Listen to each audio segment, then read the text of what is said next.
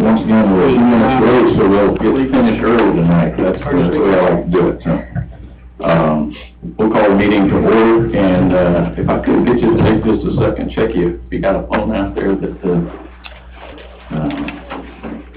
we'll identify as being yours. It would be helpful, and I appreciate it if you just set it to the side, please.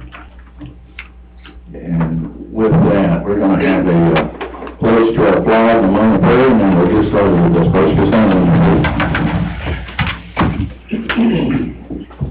I pledge allegiance to the flag of the United States of America, and to the republic for which it stands, one nation, under God, indivisible, with liberty and justice for all.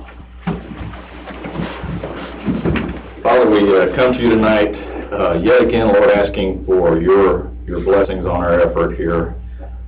We pray, Lord, that for all the many people in our county and our state country that are sick and afflicted, Lord, perhaps those that are grieving over the loss of a loved one, I pray that your grace will be sufficient, that they'll call upon you.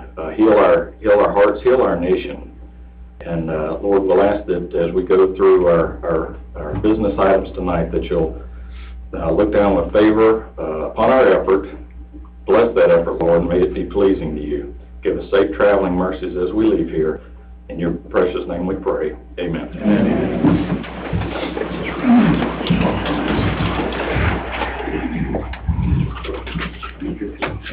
All right, first item of business is we've got two sets of minutes. We'll start with the February 21st work session.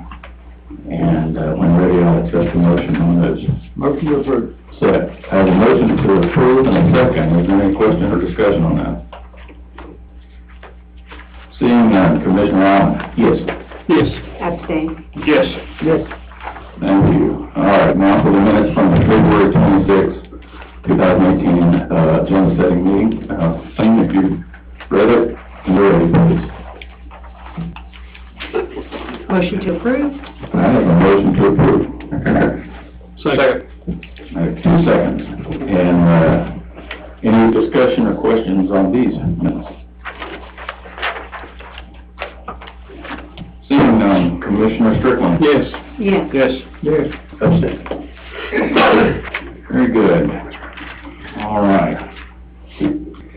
At this time, I'd like to ask Ms. Jennifer Ivey, our branch manager at Madison County Library, to come forward.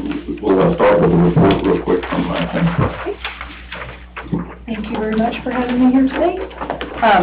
This is my report from the last quarter of 2018. We're almost done with the first quarter of 2018, so I'm going to go over the highlights of last quarter and talk about what has changed and what's happening.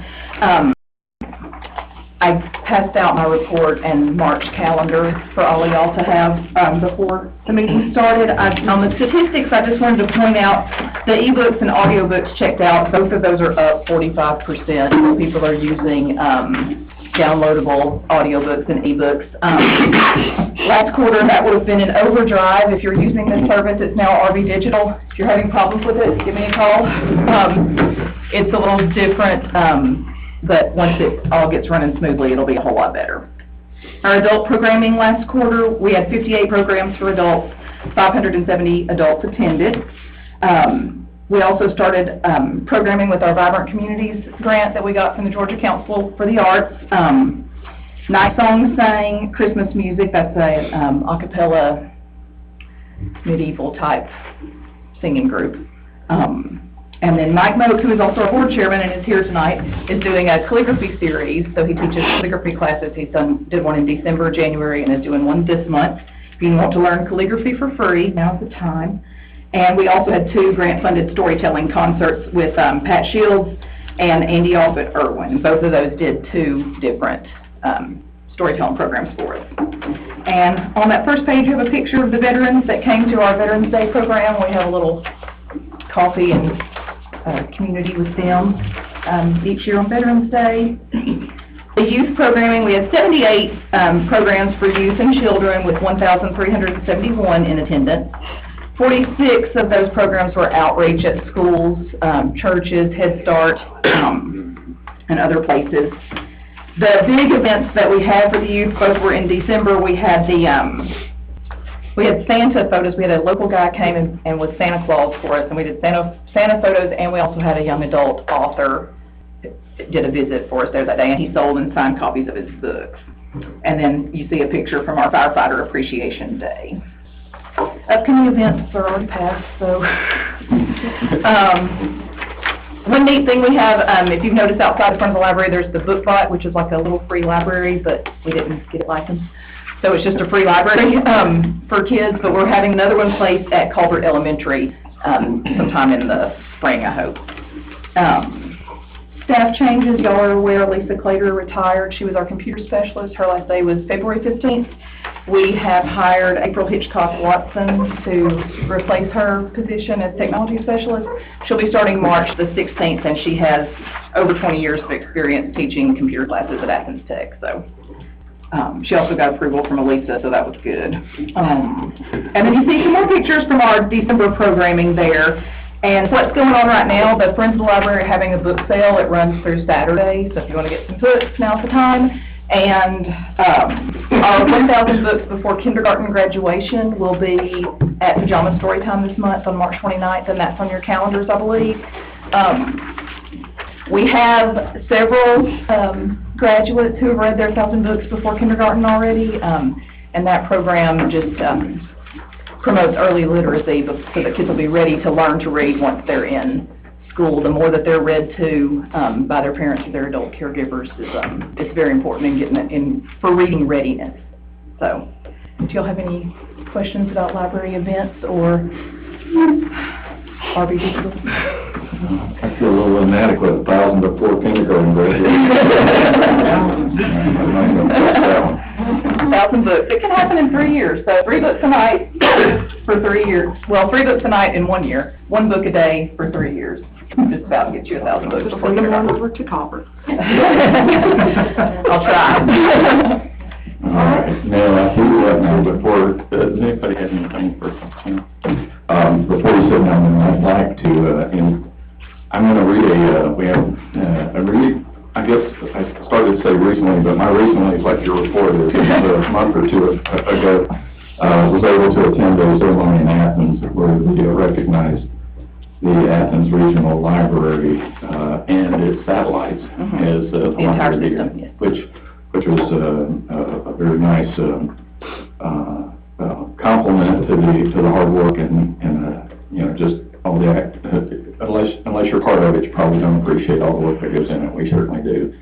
I have a proclamation we want to read, and if you'll permit me, I'm going to read through it. There's some names in here, so just you know, listen in the spirit it was read. And I suppose if I mention a name, would you want them? They should stand up. Yeah, so let me read this for you. Where the Athens Regional Library System was recently honored by the Georgia Public Library Service and the Georgia House of Representatives as the 2017 Library of the Year, and whereas our own Madison County Library is an especially vibrant part of the Athens Regional Library System, as well as an integral component of our Madison County community. And whereas the Madison County Library maintains an impressive schedule of adult and youth programming, including art and computer classes, author presentations, reading programs and book clubs, and movie nights. And whereas the Madison County Library provides a forum for many other community activities such as school events, public safety education, and volunteer appreciation. And whereas the Madison County Library is routinely praised by visitors as well as patrons for its vitality, warmth, and welcoming atmosphere. And whereas Branch Manager Jennifer Aggie has gone far beyond the call of duty, not only in her careful oversight of resources, but also in her tireless pursuit of creative new programs and opportunities for library patrons, often obtain grant funding to support such programs at minimal expense to Madison County. And whereas Ms. Ivy is supported in her work by an outstanding staff that includes regular staff members Elisa Clater, Carly Galone, Ashley Graham, Carl Say, Mia Townsend, Leslie Hardeman, and along with substitute staff member Cindy Dove, here's Cindy, Sharon Lynn and Sharon, Janet Westwood, Annette Sims, and Vaughn Say. Whereas our library is also supported by its dedicated trustees, Mike Moak, Ramona Booth, O'Teely Bird, Karen Harrison, Harry Rice, Victor Johnson, Linda Cox, Ann Davis, and Ellen Count. And thank you all. You can be seated. I'll go ahead and finish reading this one. And whereas the great American scientist Carl said once said, I think the health of our civilization, the depth of our awareness about the underpinnings of our culture, and our concern for the future can all be tested by how well we support our libraries. Now therefore, the Board of Commissioners of Madison County, on behalf of the citizens of the county, does hereby honor the manager, staff, and trustees of Madison County Library and expresses its deep appreciation for their dedication and commitment to our community, so resolved by Madison County Board of Commissioners on this 5th day of March 2018. And thank you for all of you. Thank you.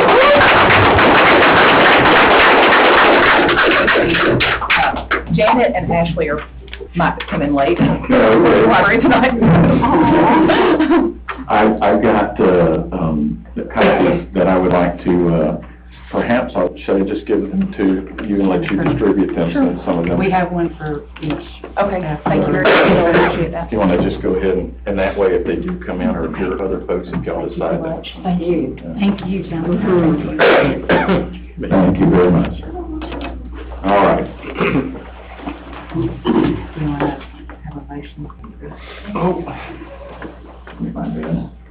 And with that reading of the proclamation, I'd like to ask for a motion to approve this proclamation, recognizing the Madison County Library. So moved. Second. I have a motion and a second. And I'll wait. I know. And over to Commissioner Bettis. Yes. Yes. Yes. Very good. Thank you. Thank you for keeping me honest. All right. In the chairman's report, I have primarily one item that I'd like to talk about. And this came to us after the agenda went out, so I wanted to cover this early, and in the interest of trying to accommodate some scheduling too, I've asked Mr. Daniel Haywood, who is the county attorney for Oconee County, but has agreed to represent Madison County in what has become widely or roughly known as opioid litigation. And he's speaking on behalf of Madison County tonight. But the firm Blassingame, Birch, Jard, and Ashley is the firm that we are considering for this representation. So he's going to actually be speaking on their behalf. So I've asked him to come just share with us a little bit about what opioid litigation, what that entails, why we're even entertaining this notion of representation. And with that, I won't try to muddy the water any for you. If you would, then. Thank you, and I appreciate the opportunity to be here tonight. Just to emphasize, I'm standing in my shoes tonight because of some legal niceties that prevent him from doing this. I represent Oconee County, and I've been through this with Oconee County, and I'll tell you that Oconee and Clark have both signed under this. I understand Oglethorpe has, although I haven't verified that personally. I know Jackson County is discussing it tonight. Walton County and Morgan County, I know, are both talking about it in Barrow County. So it's something that's kind of going through our region right now. We're fortunate in this area that there is a local firm, Blassingame, Birch, Guard, and Ashley, who has been in the Athens area since 1984, and they were, the lawyers in that firm were in the area before, but that's just when that firm started. So what is opioid litigation? There have been a number of lawsuits filed in federal court against primarily three types of entities: drug manufacturers, distributors, and key opinion leaders. and I have to use my cheat sheets because I'm not the lawyer that's filing this, I'm just the one trying to explain it to you. The manufacturers that have been named are Purdue Pharma, Endo Health Solutions, Janssen Pharmaceuticals, Insys Therapeutics, Teva Pharmaceuticals, Cephaline, and Activus. There are also some distributors, McKesson Corporation, Cardinal Health, and Amerisource Virgin. Those three account for 85 to 90% of all revenues from drug distribution in the country, estimated in 2015 to be about $378 billion. All of the above named parties have paid civil fines and other penalties for failing to prevent diversion of opioids to this point. What are they being sued for? Negligence, false advertising, nuisance, unfair competition, consumer fraud, false claims, fraud, unjust enrichment, gross negligence, civil conspiracy, unfair and deceptive practices, insurance fraud, RICO, and negligence per se. How are we affected as counties? Some counties, I don't know that Madison County does, Oconee did not, have opioid-specific programs, Medicaid-assisted treatments, addiction programs, overdose death cost. Bet there's not a county in the state that hasn't had overdose deaths. Child protective services, neonatal abstinence syndrome, atypical or increased burden on public services, law enforcement costs, public hospital needs, prison population costs, and things like Action Inc., which have costs that result from this. So I had a call from Chuck Hunt when Oconee was doing this. He's our representative on Action Inc., and he said their board had specifically talked about that, was encouraging filing the lawsuit. The way it works is the lawsuit's filed in federal district court in Athens. The lawsuit is then transferred to district court in Ohio, where a judge has been given charge of all these lawsuits. He, it is my understanding, has given word that this should be settled, in talking to the pharmaceutical companies and the distributors and the key opinion leaders. That's his way of saying he thinks they're liable and that they should probably come to some arrangement on this. Whether that happens or not, who knows? My personal opinion is it's either going to happen fairly quickly or these lawsuits are going to be sent back to the district courts to be handled there. What costs or exposures do you have? Virtually none. The law firm Blaskin Birch is paying the cost of the lawsuit. We talked through it pretty carefully with them for Oconee County, and the same thing applies to Madison County. Nothing's impossible. It's almost impossible to see how any cost would ever come back on a county for filing this kind of lawsuit, as long as there's one person in the county that's had some issues with opioids. How are their fees paid? 30% are paid out of whatever's recovered. Now, this is a lawyer thing. If it's money, it's easy, right?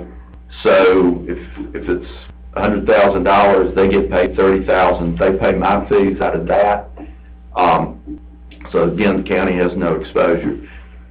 It's possible the court could do some kind of equitable remedy and say, okay, I think what ought to happen is a treatment facility should be built. So then how do you pay them? Well, number one, they're smart lawyers, and the first thing they're going to say is, Judge, there needs to be some money put in the pot for the attorneys. Second, you don't have to agree to that settlement. So if you don't like the idea of a treatment facility, you simply say, no, we want money or we don't want anything. So the third and the most unlikely would be they would own 30% of the treatment facility with you, and you'd have to figure out how we were going to accommodate that. But that's not going to happen as a practical matter. What you would approve if you approve this is a resolution that authorizes the legal services agreement. I think I have been through, as we've talked about it, the important points. And when you look at it, they say in bold print multiple times there's no fee. If there's no recovery, there's no fee, and that there'd be no public funds expended in doing this. My take on it, after I listened to their presentation a couple of times, they came and talked to me and the county manager in Oconee. Then they came back and talked to a couple of the commissioners, gave us their full presentation. We did not do a full presentation to the board because no one felt the need for it. was that there's enough here that as good stewards of county resources, we ought to be involved in it. We ought to take advantage of the fact that there might be some money there that we could use for the things that it has cost. And again, I'll say, I don't think there's probably anybody sitting in this room that hasn't had some contact with the cost of this. I'll say, when I look at all of it and when I kind of boil it down, the opioids that are out there are basically one molecule removed from heroin, and we all know how addictive heroin is. And what the drug company said was, this stuff isn't addictive. And when people were having some addiction issues, they came back and said that's pseudo-addiction, and you just need to prescribe more. And consequences are, if you look at the charts, the rate of addiction and the rate, I think the number is for every 100 Americans, there are 83 opioid prescriptions written each year. There's an average, I think there's an average of 3 weeks of opioids for each man, woman, and child in the United States. If you had a wisdom tooth removed, probably had an opioid prescribed. And for a lot of people, they aren't problems. But for a lot of people, they're just deadly dangerous. So my recommendation is that Madison County enter into the contract, approve the resolution, and enter into the contract for Blasingame Birch. I think it's no risk for the county, and I think it's good stewardship for the resources of the county and being sure that if there is recovery, that Madison County participates in that recovery. Thank you, Mr. Chairman. I'd be happy to address any questions. Does anybody have any questions pertaining to this? Would the county have to prove participation in the opioid, to receive funds if it is recovered? That's a really interesting question, and I don't think anybody knows exactly how that's going to work out. I think one possibility is they just simply do it on a per capita basis. I think another is they require some minimal level of proof. If they do, I don't think we'll have much trouble doing it. And one of the advantages of Clark County, Oconee County, Madison County, and maybe the other surrounding counties being involved is we get to pool our resources. How would they prove that? Through the sheriff's department or the DA or? Sheriff's Department, DA, Action Inc., all the different parties that are touched by this. I can give you our personnel file. Yeah. I think we will be stunned when we realize the cost that the sheriff, guaranteed the sheriff said cost. Anybody else? We need a motion. Thank you very much, Dan, appreciate that. So, and at this point, I mean, it can be as simple as I don't know if I captured the proper language, but we'll see. A motion to approve a resolution which authorizes a legal agreement between Madison County and Blasingame, Birch, Jordan, Ashley. That's correct. Sufficient. Absolutely. I have a motion. Second. And I have a second. Is there any further discussion? I just, Mr. Pepper, I know you were at the meeting that you guys had. Is there anything that you can see that other than the questions you just asked? No, he did an excellent job. Okay. Thank you. Okay. Of course, there's a lot more involved if you hear both people telling about it, but he hit the highlights and it was well done. The lawsuit's 162 pages long. Right, okay. Yeah, because I was supposed to be at that meeting, I missed it, and I just want to make sure that since you were there, Yeah. you know, okay. The numbers they gave was shocking. Yeah, it's amazing. I've been personally touched. Everybody, I believe he's right. Everybody, you might not even know it. I believe the one number I do remember, and I just kind of follow along, and I hope I'm not repeating something you just said, was the I believe it was the 2012 statistic that said 123 prescriptions per 100 residents in this county, in Madison County, and that was in 2012. So, stop and do that math, that's kind of upside down. So any other comments? Okay, so motion to approve this resolution, the vote is to Commissioner Pepple. A motion to approve this resolution. Yes. Yes. Yes. Yes. Yes. All right, very good. And I'll get that document signed. Okay. Appreciate it, gentlemen. Thank you very much. Mr. Chairman, before you move on, Chairman's report, Ms. Ives was talking about grants, I gotta ask. We're actively advertising, there's an ad out there, so it was taken to the newspaper, so we should be running in the next edition. And I too am kind of excited about it. That's gonna have a little bit more relevance here in a minute too. So. I hadn't thought about it, just said that. No. Yeah. It is on me. It definitely was moved, and I'm delinquent but not defaulting, so. Oh, I get Yeah. Shame on me, I got it. All right.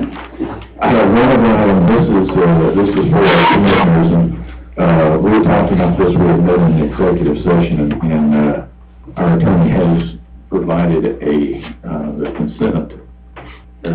I'll let him explain what he's got here, and if the board wants to take action on that, it may negate needing to go into executive session. Exactly. This is, that same thing we talked about last week, this old condemnation action. I finally got the corrected release that does have the general release language that we had asked for, signed by both of the owners of the property. So this came in too late to get it on the agenda, just like the prior item. So if you would like to go ahead and approve that under Chairman's report, or if you'd like to postpone it, that's up to you.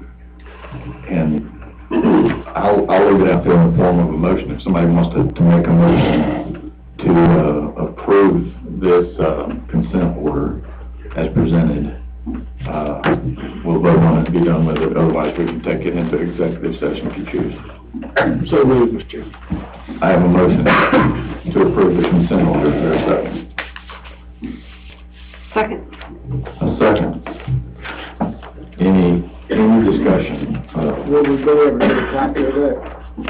Yes, sir. I'll email one out tomorrow morning. I apologize for not getting out ahead of time, but I did review it this time and make sure that language is in my box. Okay. Any other comment on that? All right, motion is to approve the consent order. Commissioner Easton? Yes. Yes. Yes. Yes. Yes. Very good. All right. Outstanding. All right, now on to the hearing and actions on rezone matters, special use permits, etc. Law enforcement Mark Houston and Mr. Houston. Good evening, Chairman Carver, Commissioners. Real easy ones tonight, I think. First one is the preliminary plat and final plat for the Tumbling Creek subdivision for approval. Vote of Planning and Zoning Commission was 7-0 to recommend approval for preliminary and final plats for the Tumbling Creek subdivision area.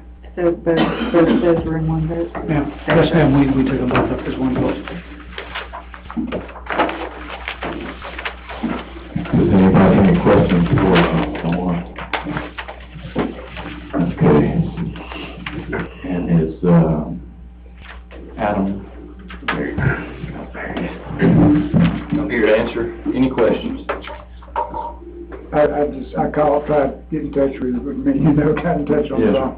I really called for something else, but I'm gonna say it was for this. Okay.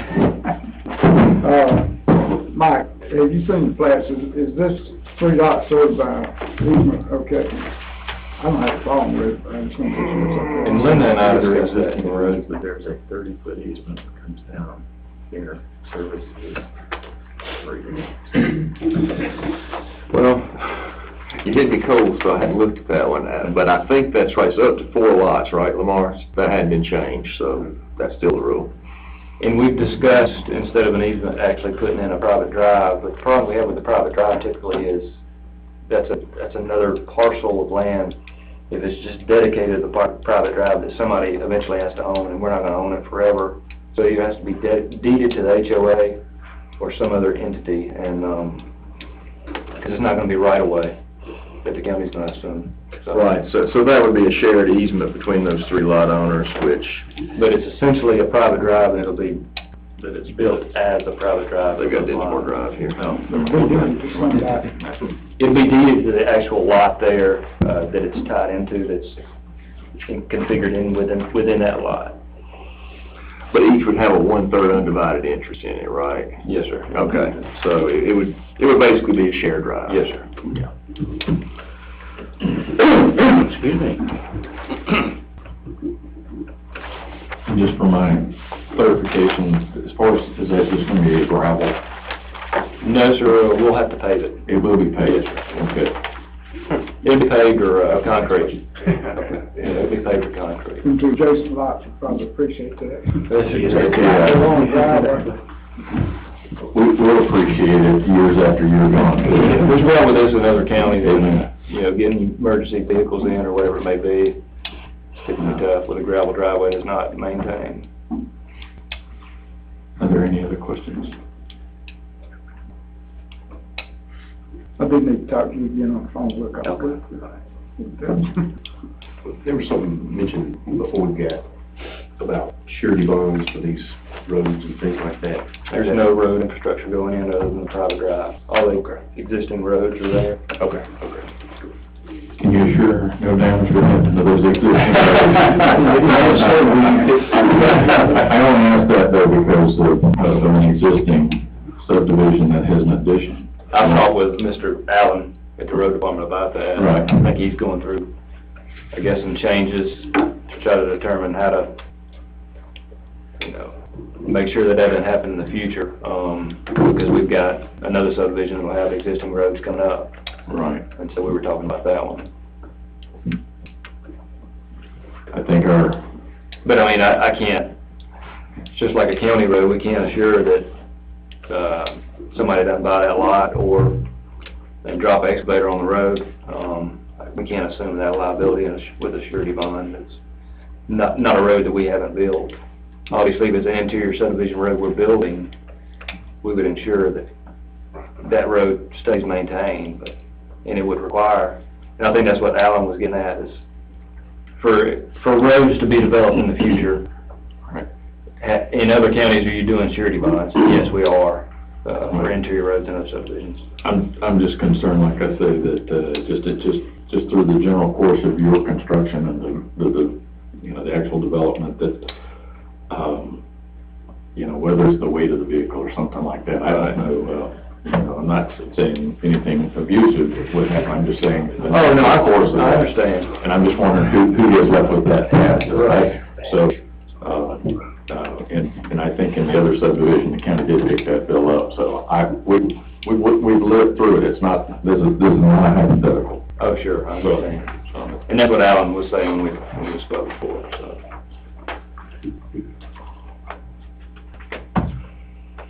And just going forward, I know, I'll make this point, that, I know our current guidance suggests that, I know this is a preliminary and a final, both in the same, consideration, that if there is ever, you know, that any requirement for a surety bond, that would kind of render this almost impossible to do in one fell swoop. Exactly, and this is, unless it's a situation like this where there's already roads, lots are coming off the existing roads, typically in any other county, we usually do a preliminary plat, do all the infrastructure, and get everything stabilized, and then come back in for a final plat. Because at that time, too, for final plat, environmental health will have another review to see if the construction of the roads or anything had any impact or negative impact on the lots. So. Does anybody have any other questions for this? No? Okay, thank you, Madam Chair, I appreciate that. You ready for the motion?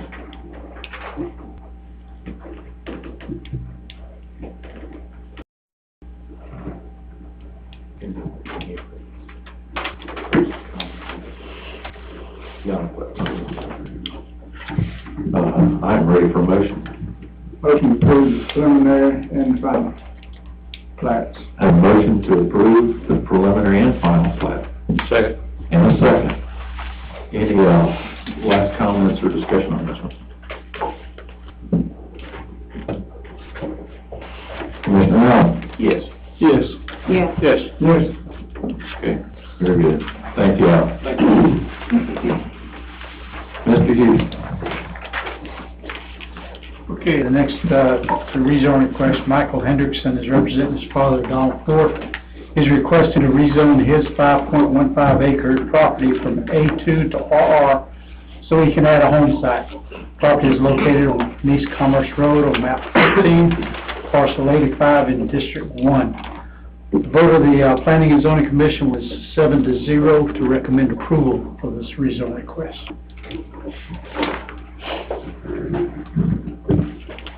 All right, Mr. Hendrickson. I'm his son, I'm here.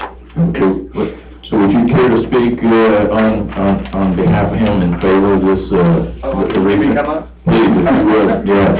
It makes it easier for us to hear. All I hear is myself and... He's actually out of town working homes for me. Okay. He owns, the piece that we're wanting to rezone, and what is that, number 8? that we're- Number 8, 5.15 And then acres. the 5.15, number 9 too. Number 9 is also... He owns both those. Okay, okay. But my grandparents' house is on the tract of land that I'm wanting to put a home on, Okay, and he's not ready to part ways with it yet, okay, and, that's how we got into this. okay, okay. Does anybody have any questions for, can't be Michael Jr., what's your first name? Donald. Donald Hendrickson. Anybody have any questions that you might be able to entertain? Now, that's, the way things are going right there in that little area, you know, there's a lot of folks, I think we just approved another rezone not too long ago in that same area. Isn't that right, Lamar? Right there in that same area? On Lucky Jones Road? Not Lucky Jones right on the corner, yeah. That's actually, his brother's our neighbor, his Okay. property, yeah, we're, Yeah, I got a little, almost got a little neighborhood. everybody knows everybody right there. Yeah, so, that's all, I just had a comment. No? Very good, very good. Well, thank you. I appreciate that. So is there, anybody that would like to speak in opposition of this rezone? Anybody? Okay, well, that made it easy. I don't think you need to say anything else, Tom, if you're content with what you got there, okay? We'll close the public hearing and open the business meeting on this then. All right, so the motion will be to approve the rezoning of 5.15 acres from A2 to RR. Motion approved, Chair. Have a motion to approve. Second. And a second. Is there any other discussion on this parcel here?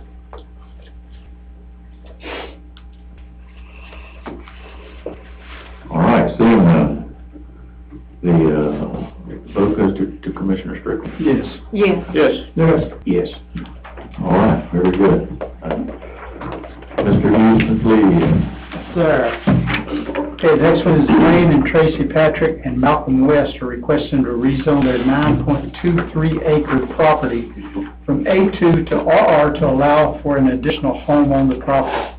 Property is located at Highway 29 North on map 24, parcel 35 in District 2. The vote of the Planning and Zoning Commission was a 7-0 vote to recommend approval of this rezone request. All right. Mr. Wayne, Ms. Tracy, do you want to speak in favor of it? Yeah, I'm very in favor for it right now, they had it right.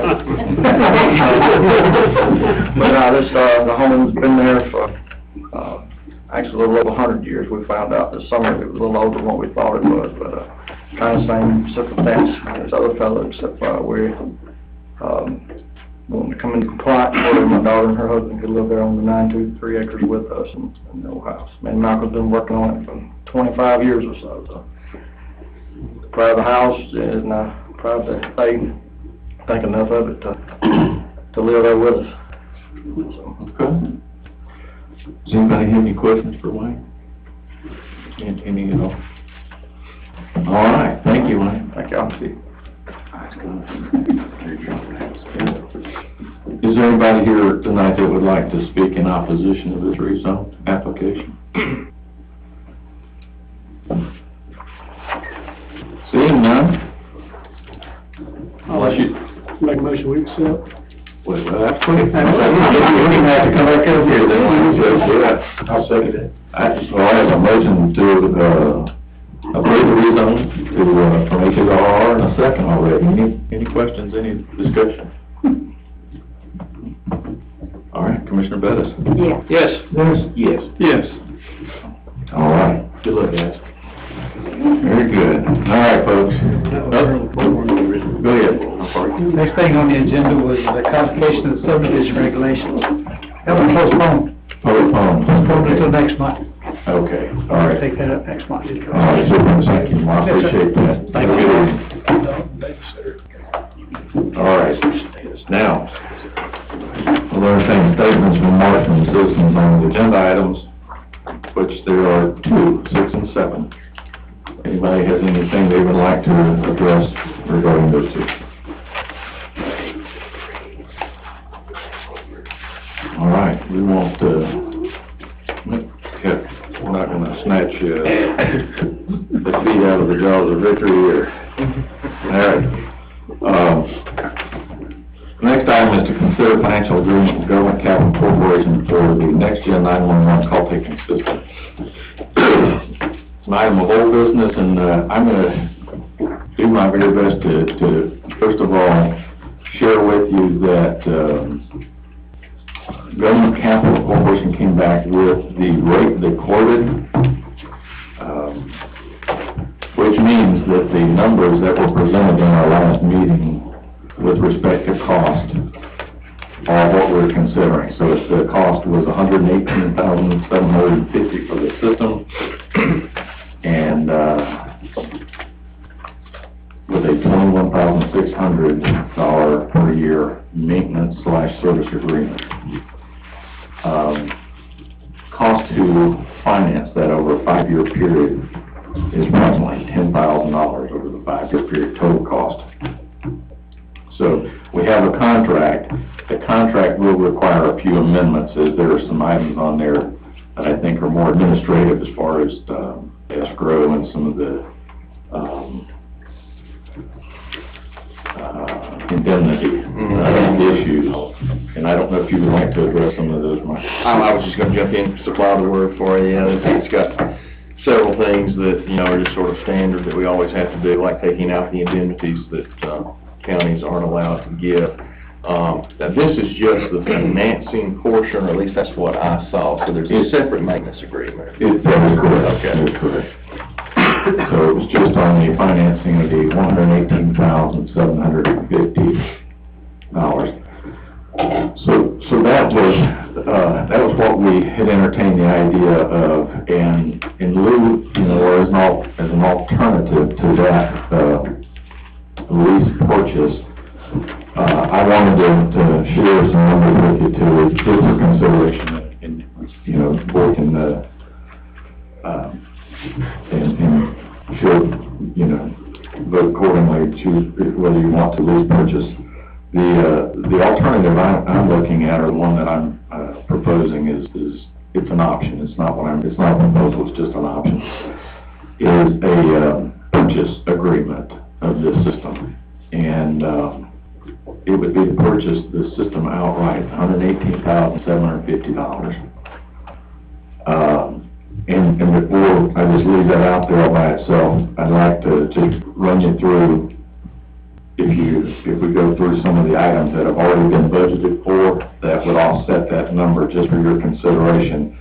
There's a number at the end that I think is within striking distance of what our budget would afford. But, I wanna, and this is, like I said, this is just doing some math, but at the original $118,750, and you add that first year of service, which we'd have to pay, regardless, that has to be paid up front, $21,600. So the total cost would be $140,350. Okay, we had budgeted in our budget this year $24,000. So whatever system we buy, whether it's paid for or whatever, that money was set aside. That reduces the amount that we need to account for down to $116,350. We have approximately $10,000 remaining on our current service agreement with our old system, with the system that's in place. So then that $10,000 could also be placed against that total cost, bringing the total cost down to $106,350. And then we currently have in our 911 SPLOST fund, which could be applied towards the purchase of this, $4,350, which brings our total cost down to $102,000. And here's where, keep the number 102,000 in mind. This is where, trying to come up with what money has been budgeted and set aside, we had stated for 2018 that we were interested in modifying a vehicle as a backup 911 system. We had set aside $26,000 for that purpose. We still want to and need to account for that system. But again, I told you to remember the line and the interest in our grant writer. There are grants out there for this type of vehicle, and I suggest before we purchase it that we try to figure out if that can be purchased or acquired via grant. Regardless of what we do here tonight, I still say that merits consideration for trying to find a grant for that. But if that were to be applied, I'm just going to say this, if it were to be applied, our total would be down to $76,000.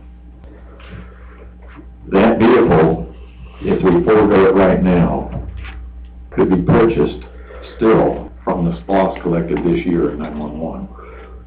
The trend is that during the course of the year, SPLOST would come in each month and would be sufficient to purchase that vehicle, which is a perfect, would be a very much approved purchase. So with a balance of $76,000, the only other thing that I would offer you consideration on as far as dollars that are available or that we're coordinating with, most recently we have a minimum, don't know what the final number is going to be, but working with FEMA for the past few months on Hurricane Irma reimbursement. That amount, and like I said, it's not final, but it's they suggested it's trending upward, is $26,000. So that would leave a total that we'd have to come up with right now $50,000. So I can't really take it down beyond the 50, other than to let you know that as of March the 2nd, in our E911 account, and this is the amount that normally we do periodic transfers from this account to our general fund. And our E911 account right now sits $286,462.38. So there's sufficient money in there to cover the 50. So that I'm just offering you an option where that money could come from if the decision was made not to pursue this lease purchase. So the only money to come out of the general funds would be what was like this year's budget. Correct. And just to be clear, that is a very good point. That's a very good point. Well, the money that was budgeted this year, all of this would be paid out of the general fund, except for there's $4,000 and change, $4,300 that's currently in SPLOST, but the rest is in the general fund. But then after this year, the $24,000 wouldn't be paid out to anybody, would be gained back. You would, or you could, the service contract would go from 11, we're currently paying 11.6, it would go to 21, but you're right, it would be more than enough to offset that, and the balance not. You wouldn't have an ongoing contract to pay over yet. And you would not have a payment on the equipment at all. So John, I hate to say this again, but that's why I've been pushing for a grant writer. Yeah. They should have been in that January 2nd, and we would have had grants hoping to come in. But I can assure you, even if there had been grants, it still takes as much time as it would have taken to, I mean, we could have got through with 100%, we could have been in the process of working this, but, very few, I don't know of any grant that's gonna be awarded within a month or two, so I don't know that we could have gotten there, but if we can still get there, I'm saying I think, and I am optimistic that we can satisfy some of these vehicle requests, to include ambulances, equipment for ambulances, all sorts of things that I agree, and that's,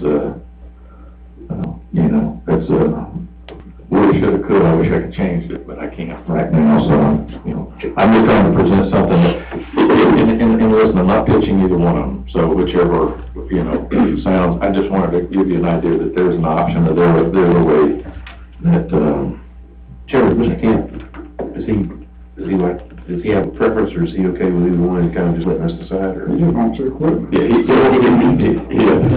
wants his equipment, and I'm just, again, I understand this lease purchase arrangement is, in many ways, and the county attorney has already shared that much of this is standard. But I'm not dealt with an escrow account or a That lot. thing was 18 pages long. Yeah, and, well, I just don't, I'm just saying that I that's. will miss some ink. And like I said, it's $10,000, I'm just. Interest is $10,000, right? I'm all about saving that $10,000, it feels good to me. Looking for a motion, huh? I offer that to you, so the motion would be, now, if you approve the lease, the language would be make a motion to approve the lease purchase agreement, offered by, what is this, government capital.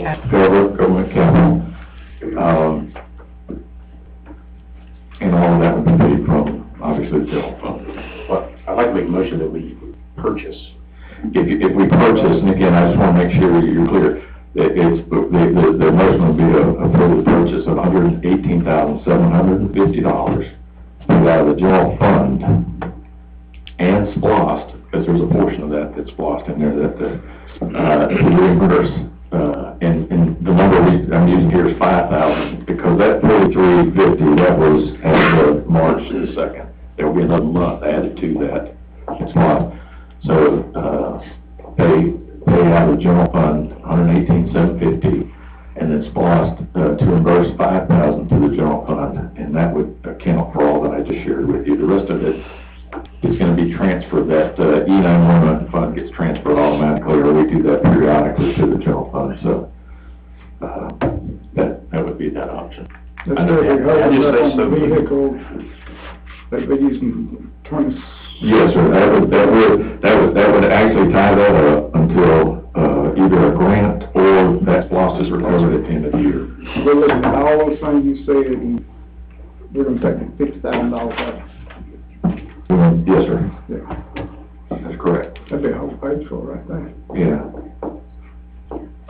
Can I just say so moved, because I'm not sure exactly how to say what you just. Yeah, well, okay, so I have a motion to purchase,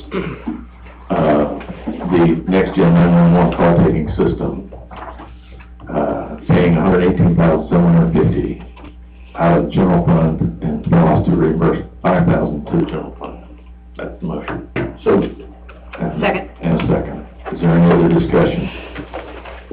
And I offer you, that motion has to be worded that way, otherwise we have to do a budget amendment later to correct it if we don't, so I'm just trying to get it right the first time. Is there any other comment or discussion on this? I think in the long run, this saves us, it saves us this year and the next few years too, though. I know that took you and Ms. Rhonda a while, so thank you for Well, digging that out.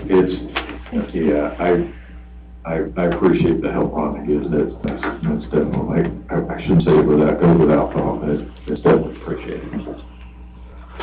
Is there any other discussion on that?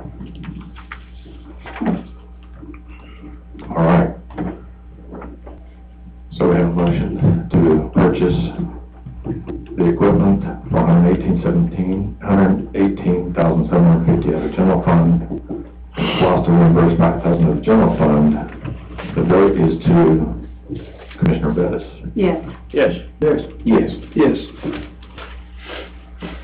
and I appreciate your patience trying to get through that. I know that was not clear, but it's, I'd be happy to share and go through that with anybody that has any question about it. The next item is to consider approving, Democratic Party's nominee Rebecca Jo Scott to fill the remaining 4-year term of the board election. Each of you has a copy that was provided by Ms. Scott, speaking to some of her foundational principles and qualifications. So I'll let you look at that. The motion will be to approve her, the Democratic Party's nominee for the board election. So, Mr. Chair, I have a motion. Second. And a second. Is there any discussion on that item? And I should say this is to fill the remaining term of Mr. Clyde Bryant that resigned, or will resign Wednesday. They have a meeting tomorrow, and that'll be his last meeting, so. Any other discussion on that one? All right, motion is to approve Rebecca Jo Scott. Commissioner Pell? Yes. Yes. Yes. Yes. Yes. All right. Rose update. I was gonna say that, thank you to the sheriff department. I know they got a lot of roads, a lot of trash to pick up out there. I don't know why, it's so trashy on the side of the roads here in the last year or two. But they picked up 1,000 pounds of trash. It's just your district? It must be just my district. We're working on it.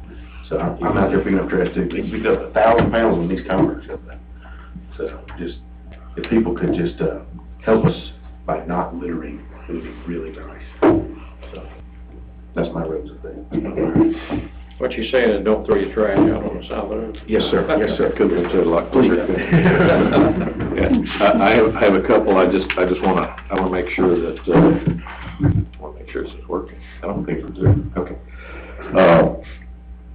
The recent rain, has wreaked havoc on, a lot of our dirt roads I've had a lot of conversations with a lot of different folks, and we're trying to, accommodate Wagner's Road, Church Road. And we're supposed to rain tonight. As soon as we get a chance to, we rode the roads out, and I spent, almost half day Friday out on the roads. HB Chandler and Zedley, Jones or Johnson? Zedley. Johnson. Pretty tough shape over there. And it is just the roads are so shaded, a lot of low-lying areas in there too. So, we noted those, and, I've been with code enforcement, having to work a few issues with people that are dragging mud out, on the paved surface. It is a requirement for folks in poultry operations, they've got to have a certain amount of gravel so that they don't drag that out on the paved surface. While that's still here, code enforcement, they're going in the room. I called 4 times last week, left a message, and I never got a call back. I didn't call them, I emailed them today, with an issue, and, Ken Vaughn actually got back with me via email, so he was going out there today. So if there's anything, if you can't reach him, just call me, and I'll try to relay it. I'll do what I can on that. They have to start doing that, because she will not call you back. She won't call me back. Yeah. Chair, do they hold the, down there to the Wagner Road, Church Road yet? No, they've got it, they just haven't put it on there yet. Well, one time. Yeah, we got I thought they had to move it and file it somewhere, and then I'll get it back. Go on, call it. They got a lot of it over there. And we still have a lot on site to it, but they'll let us have it if we want to go haul it, which is a lot closer. So, I just hope one day we can get these boys some equipment, yeah, because what they're working with now is older than me. yeah. That's all. We're looking at a couple of pieces, and they may be asking approval for, authorization for building, I call it a couple of small pieces, a sealing machine and a patch line. Those are the two, one we don't have, the other one is in need of a replacement. Any urgent matters tonight? All right, for statements and remarks from citizens, anybody want to make a parting shot or comment here?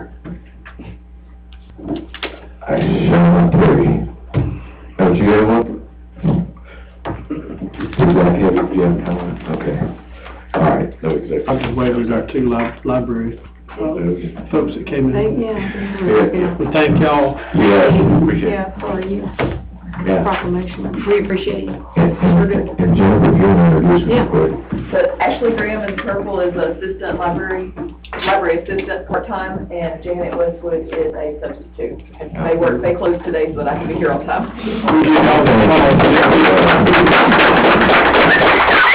Appreciate you taking over all, and then we have to make the three. I have a motion to approve, and I'll second. Second. I have a second. McCollum? Yes. Yes. Sorry.